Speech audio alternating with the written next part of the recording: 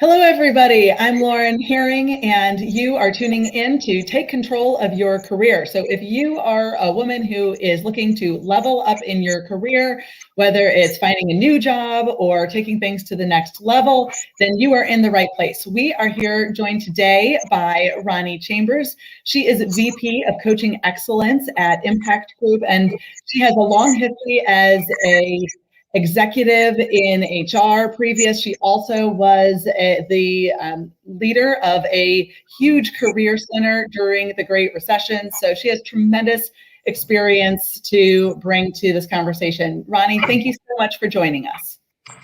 Thanks, Lauren. I'm looking forward to this opportunity. Great. Well, let's go ahead and get started by just learning a little bit about yourself. I know you are such a mission-driven person. So tell us about your personal mission and how that influences your work. Wow. Top of the list is I want to live a balanced life, right? I want to make sure that I'm balanced in everything that I do. I want to continue to grow personally and professionally, and I want to contribute. I want to give back to everybody that I cross paths with, right? I'm willing to share everything I know with everybody who will talk to me. And so it's just about sharing my knowledge, my experiences, the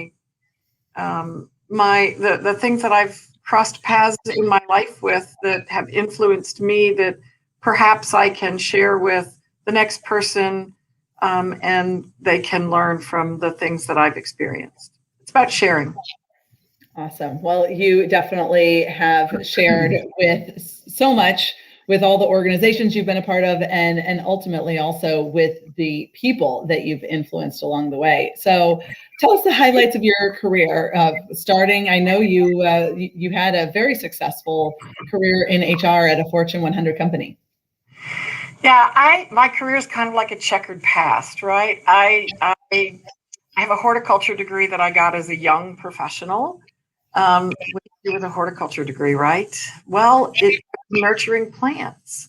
And actually, I did a life mapping exercise a few years ago. And what I discovered is my entire career has been nurturing people, nurturing projects, nurturing my own companies. And so that was a really effective exercise that I did, but my career went from I owned my own children's stores in Florida. A life event brought me to St. Louis, which is my home now, and the opportunity to work at a Fortune 100 company. I had the good fortune of being the HR director for our sales division. We had 3,500 people in the sales division from Boston to Hawaii. Those 3,500 people were people that I was able to coach and mentor through their own career transitions, growth in our company, contributions in different ways. And then the recession came, and I laid off hundreds of those people that I coached or mentored, and then I was laid off, which sort of sent me in a different direction. I ended up as the executive director, a volunteer executive director for that employment, that nonprofit, helping professionals in transition. We worked with over 4,000 professionals in the St. Louis community for a number of years. I opened up a coaching company and coached for 10 years professionals. I have a horse breeding business, and then I came to Impact Group a few years ago. And so I love my career path. It's been incredibly exciting and different, and it has just allowed me to spread my wings and, again, share the wealth, the knowledge that I've along the way. It's been wonderful. Well, absolutely. You have so much to share, which you talked about in your personal mission as well. So you essentially ran the Career Center for Executives during the Great Recession, like you said, supporting over 4,000 people in the St. Louis community. Now we're in a different kind of recession based on the pandemic and the coronavirus. What do you see different now during the pandemic versus then? You know, I've been thinking a lot about this, and the fact that I've had the opportunity to be in both of those situations in leadership roles.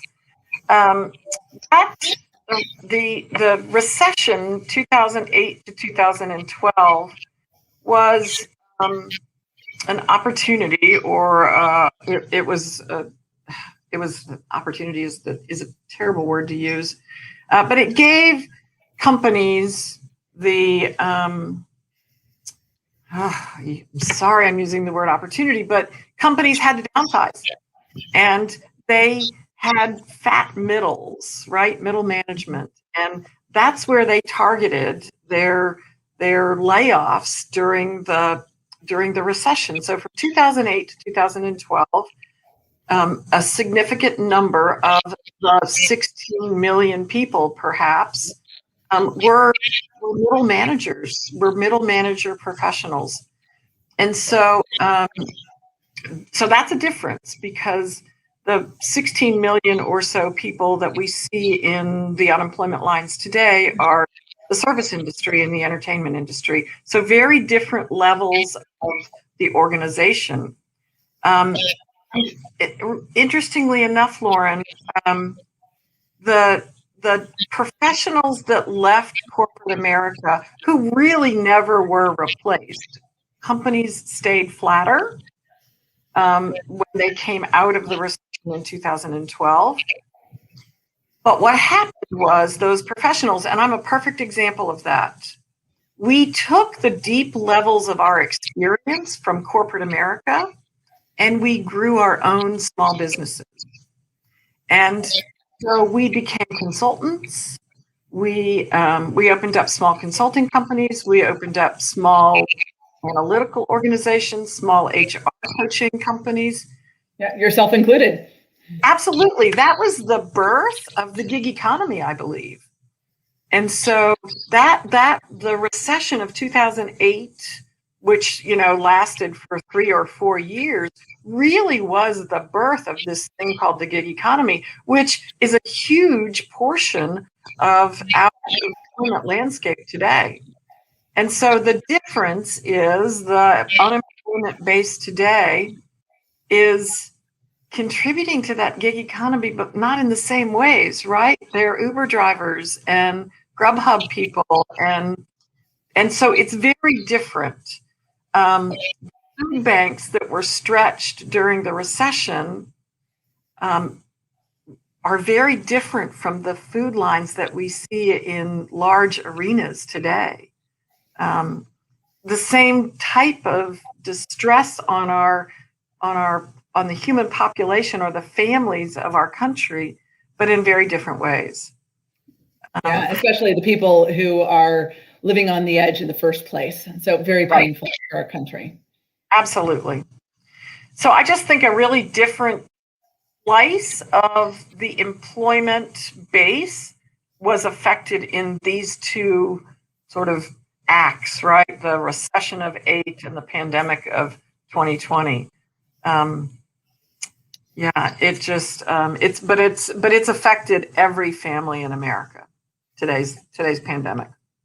Yeah, well, the other thing that I just want to point out, of course, is while that overall is the case in terms of the levels being affected, certainly people at all levels are still being affected, and we're seeing people at middle and executive levels searching. So what would your advice be, particularly for our listeners who are going to be at that middle management or higher? What's your most actionable and valuable job search advice for people to implement in today's economy? So I think you have to know who you are. That's critical. Historically, I don't think we really ever did that work. We had a resume and we went after, job openings. But I think you have to know, you have to have a brand. We all have a brand. So you have to dig deep and do the work and understand what your personal brand is. So that's the first piece of this. Then you have to recognize that that this thing called a job search today is really a marketing campaign. And you're now the product, right? Yeah. And so exactly what you see large businesses doing to promote their products, you have to do. So understand your brand. You have to build strategic targets, and you have to engage in your network. And so I'm a firm believer that your network is your net worth, and you have to invest in it every single day. And so it's really important to, again, I'm going to go back to that personal brand. You have to understand who you are and what your personal brand is, and you have to deliver on it every single day. But those are the most important components: brand, strategic. You have to think strategically. You have to build strategic targets, and you have to dig into your network, and you have to nurture it.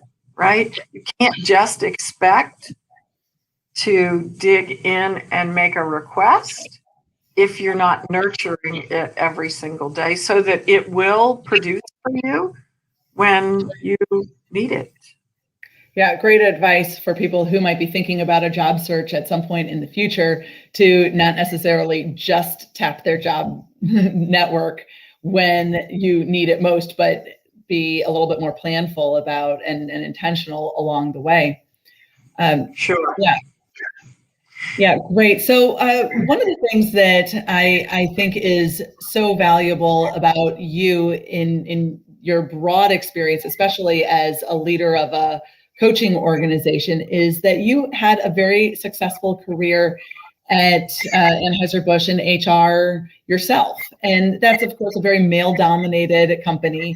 And I know for a fact that you were extremely respected. So what do you consider as the key contributions to your success there? Well, working hard. I mean, doing your homework, making sure that you're delivering on, everything that you're supposed to. So those are just natural. Those are natural. Those are the things that we all need to do every day in our jobs. Show up and do it.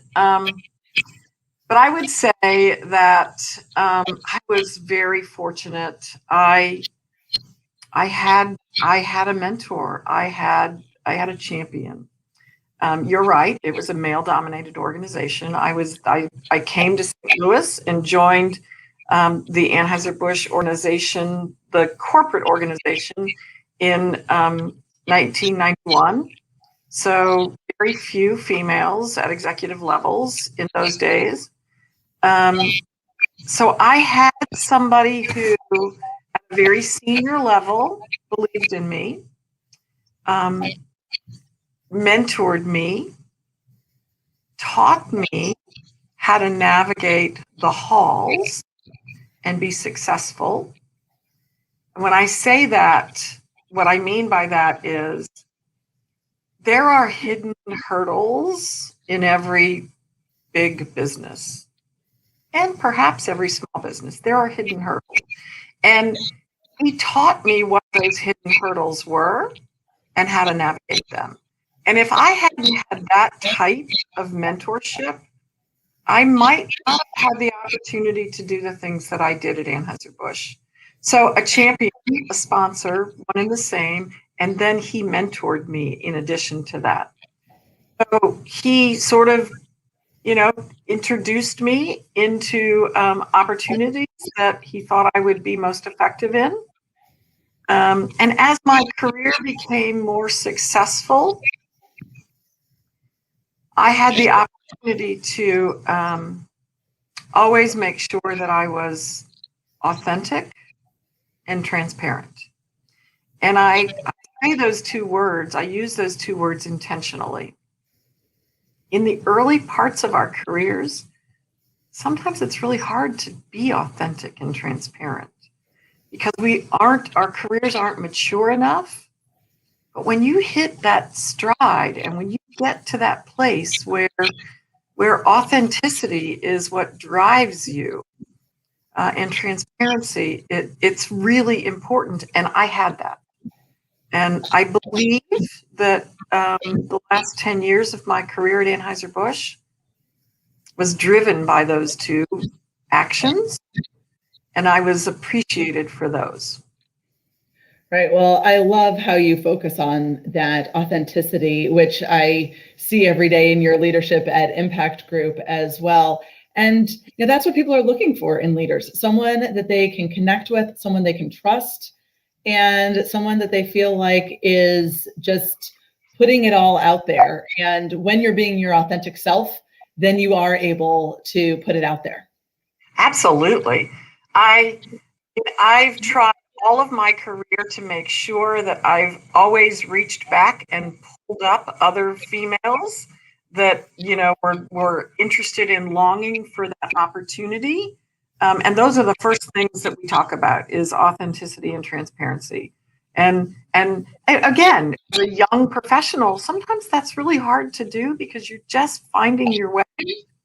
But when you hit that middle manager role, and you know that you're delivering and you're clicking on all cylinders, and it just is. I say this all the time. It's the icing on the cake. I mean, it's the icing on the cake, right? It's just really important but you have to know who you are, right? You have to understand your brand and be able to authentically show up every day. Absolutely. Yeah, well, one of the things that you talked about at the beginning of that last question is how you have to get your job done. You have to be effective. And at Impact Group, that is one of our career accelerators for our Women in Leadership program. So we call that personal effectiveness. But that alone is not going to get you where you need to go. You need to have other parts of other legs of the stool. And so in our model, what we talk about is you need the personal effectiveness, you need business acumen, and corporate visibility. And so on the business acumen, we talk about how that is understanding the strategy of the business, the bigger marketplace, understand how the business makes money and what are the drivers. And then on the corporate visibility side, who do you know? Like you said, your network is your net worth. So who do you know that can help progress your career? And you talked about how you had that in spades in a particular champion, as you called it, who is both a mentor and a sponsor for you. Correct. That's absolutely correct. So that three-legged stool is really important. And it's very interesting. Over my career, I've had the opportunity to mentor other men and women who were growing in their careers, and that's just naturally what happens when you're a nurturing person and you find yourself in an HR role or in a great leadership role. Great leaders do that all day long, right? And so I always struggled with the professional who said, well, I show up every day and do my job. Why is it that I don't get the accolades that I'm striving for? And it's those two other legs of the stool that you have to execute on and know in order to be recognized and grow professionally into those leadership roles. But sometimes people just don't understand or see or know how to navigate and execute on those two other legs, but they're important. Absolutely.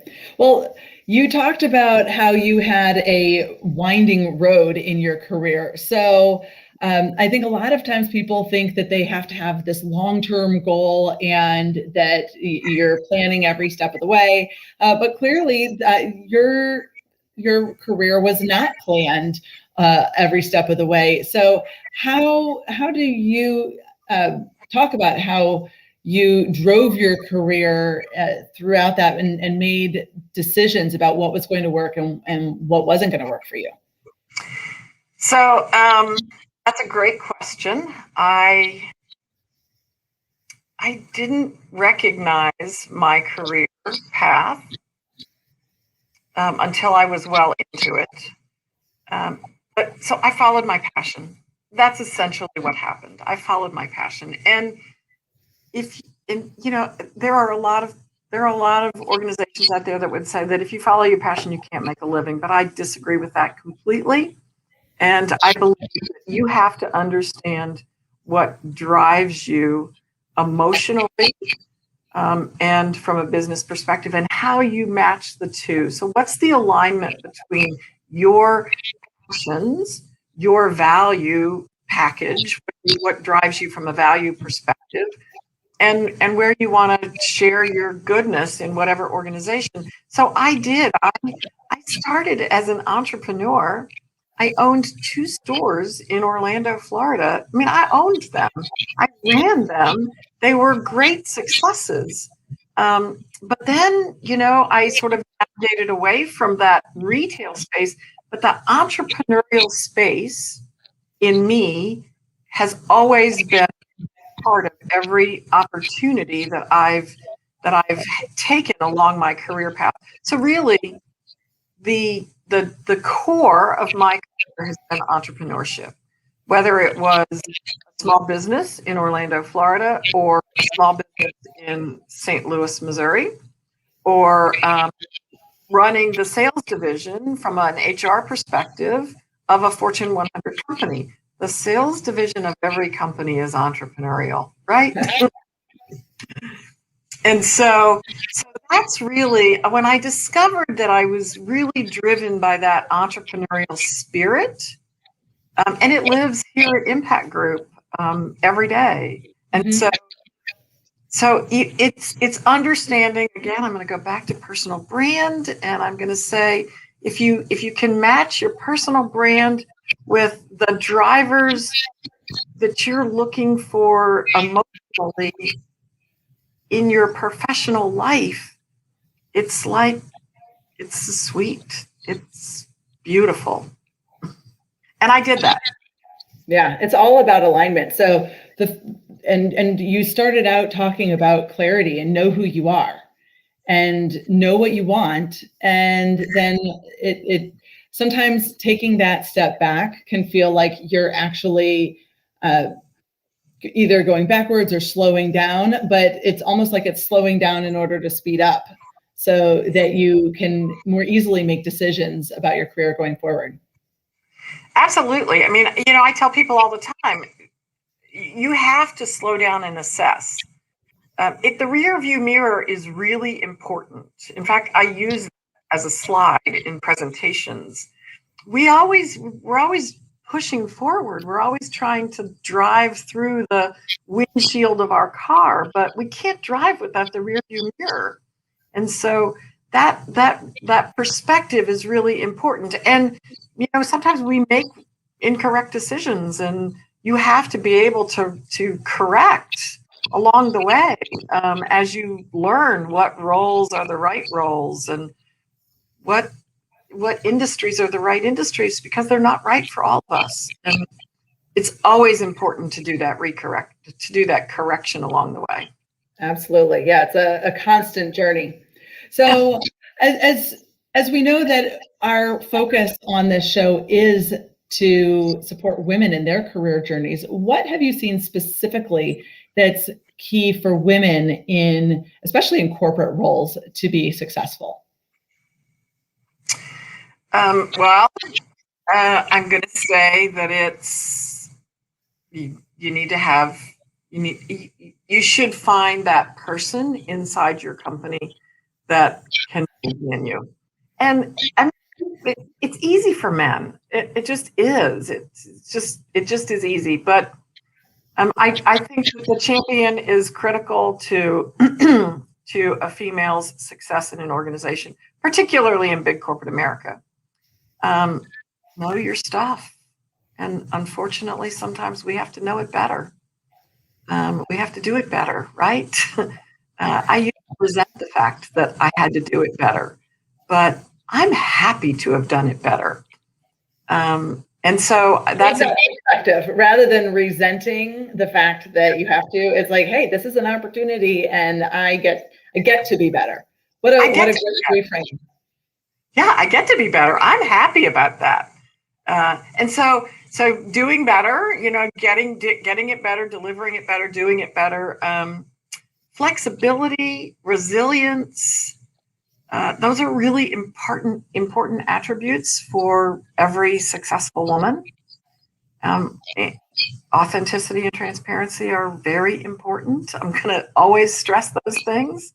So brand, authenticity, transparency, resilience, know it, do it, deliver it better. Yeah, those are really important. Those were the success factors for me, and I do think they're the success factors for most women. Wonderful. Well, I think that's a great way to encapsulate our conversation here in terms of just know yourself, know your brand, put it out there, do the work, and be yourself. So, Roni, you have a very compelling and inspiring career journey, and I know you live with passion and are passionate about the work that we do in terms of making a positive impact on people's lives. So thank you for sharing that with our audience today. So appreciate your being a part of this and look forward to next steps. Yeah, this has been great. Thank you. I hope it helps all the women listening. Thank you.